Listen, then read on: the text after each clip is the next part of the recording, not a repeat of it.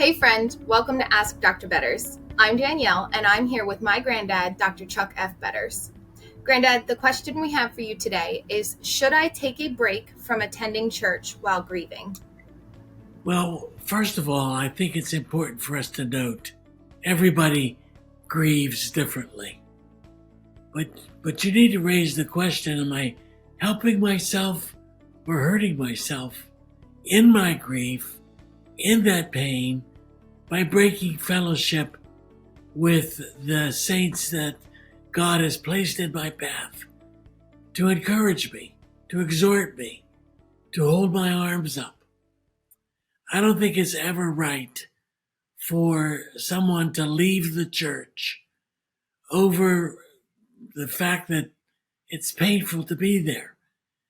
I remember when we lost our son Mark, the hymns that we sang in church seemed to mock us, like I surrender all. There we are struggling with whether or not we can surrender at a time when the pain is most intense. And do we really surrender all? Well, that's what the saints are there for. That's what my brothers and sisters are there to help us do. Hearing them sing, I surrender all. Many of them through their own tears as they were grieving for us, holding our arms up and giving us a moment to hear them sing the great promises of Scripture. It was always hard. At least initially, it was difficult to be in church. But we were there. We didn't break fellowship with God's people because we were experiencing our own grief. I'm reminded of the book of Hebrews in chapter 10 and verse 25. Well, let me read starting with verse 23. Let us hold fast the confession of our hope without wavering, for he who promised is faithful.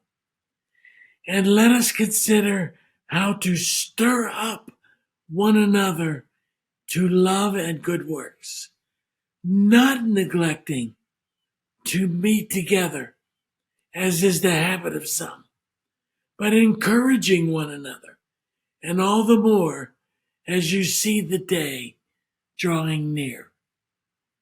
This was written probably by Paul, but many dispute that, in order to encourage Christians who were doing exactly what you're asking to do, breaking fellowship because it was tough to be around other Christians.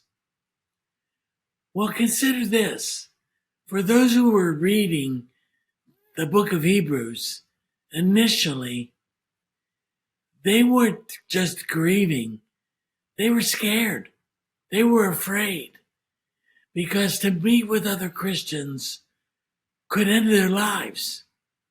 The suffering was incredible. So many of them believed, well, you know what? It's better not to go to church.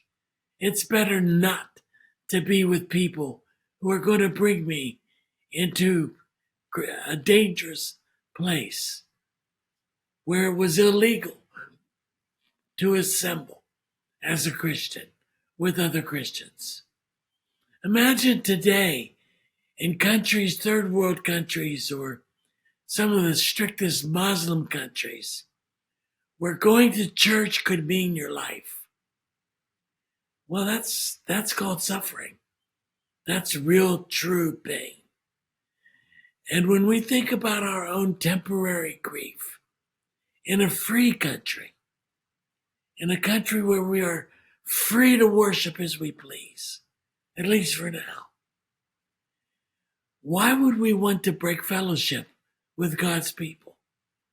Why would we want to not be around those who are going to bring us to the hope with the love and the faith that the writer of Hebrews talks about here in this passage. Especially as we see the day approaching. What day is he referring to? He's referring to the culmination of the age. We get so caught up as Christians with the fact of the second coming that we forget we have our own death awaiting us. We have a life to live, 60, 70, 80 years, the scripture says, perhaps, in order to become that redemptive presence for other people. When I'm in church singing maybe a song I don't even like, music I don't even care for, I'm doing that for the people around me, to encourage them, to exhort them, to, I like to use this expression, one another them. And if I'm not there, I can't do that. If you're not there, you can't receive that.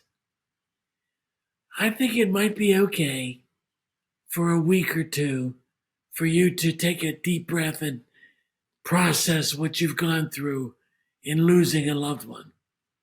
But even that, even telling you to do that or offering that as an option, I am concerned that quickly, and I mean quickly, will become a habit for you. You will do it again and again and again because it's work. It's too much work to get dressed, to go to church, to have those hymns mock you or mock your loss, so to speak. And it's easier just to stay in bed and wallow in sorrow. I want to tell you, I think that's the worst thing you can do. I know of people who have done that.